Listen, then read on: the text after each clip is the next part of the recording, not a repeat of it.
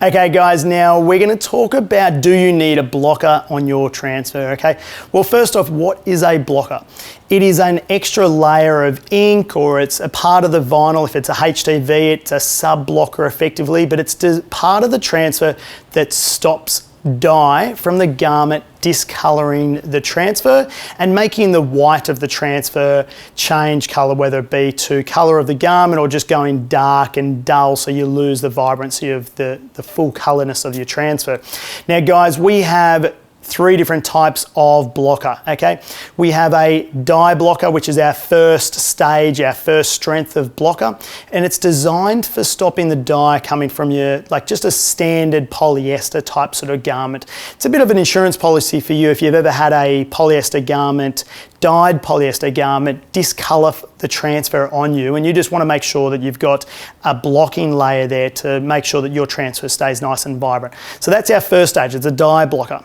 The second stage of blocker, the second strength, is our sublimation blocker. Okay, now sublimation blocker is to stop that dye migration from sublimated inks in polyester, which are notorious for migrating through transfers, simply because sublimation ink is printed using heat and pressure in the same way that our transfers are applied. So when we put our transfers onto a sublimated fabric, we're reactivating that sublimation ink, which wants to discolour our transfer. So our second type is a sublimation blocker. The third type of a blocker that we can put on is our soft shell blocker. And this is the strongest of all of the blockers, okay? And it's designed to make sure that the dye from a soft shell jacket or a soft shell product, most of the time they're jackets, doesn't discolour our transfer. And okay, soft shell ink will typically always migrate through a transfer unless you have a blocker on there, okay? And we've seen it happens slightly differently to sublimation. Sublimation, you can often see that dye coming through straight away. With soft shell, you won't see it for a number of weeks, and it'll slowly penetrate through and migrate into your transfer. So you've got three types of blocker: dye, sublimation blocker, and soft shell blocker. When do I need to use them? Well, obviously on a soft shell, you always need to use a soft shell blocker. On a sublimation garment, if your transfer is a light coloured transfer, like a white, like a number like this one here, okay? So a number like this, or it's a white logo across the front of a shirt and the shirt is sublimated, then yes, you'll want to get a sublimation blocker to stop that white discolouring.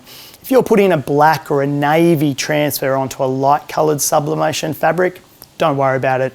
The black can't get any blacker. Navy won't go darker on a light fabric. If we have a look down on here, on this sublimated jersey right here, you can see we've got some numbers. We've got the number 26. We've also got a name across the top, and we've deliberately done this as a testing to show different sort of looks. You'll see the white numbers here, you can't see the transition change between the black and the green, and that white number is nice and solid, okay? But if you have a look at the top, the actual lettering of the name, we can see that where the black side of the part of the shirt, the black strip, that white part of the name is very discoloured. If we come across to the green panel here, we can see that it's also turned that white name green, okay? This particular transfer here didn't have a sub-block on the back of it, okay? And so you can see that discoloration, whereas the numbers, they do have a blocker. And the blocker looks just like this. So if I show you this number right here, okay, if you flip it over, you can see that black backing. That black backing is our sublimation blocker. Cool. The other one, the dye. The dye blocker is to be used when you've got a garment that is more than 50% polyester and it's a dark or a really rich colour like a red. My opinion is to think of it this way. Would you put a red polyester shirt into some light coloured garments or light coloured fabric? If you wouldn't do it at home in the washing machine, then I would suggest that's the time you go, no, that particular garment, I wouldn't do it at home. I'm not going to put a white transfer onto it without having some sort of safeguard against that dye migration, okay? That's what I would be thinking. Cotton we find is cured well. Cotton typically won't ever dye migrate. It's more the synthetic fabrics such as polyester that will migrate if you don't have a blocker.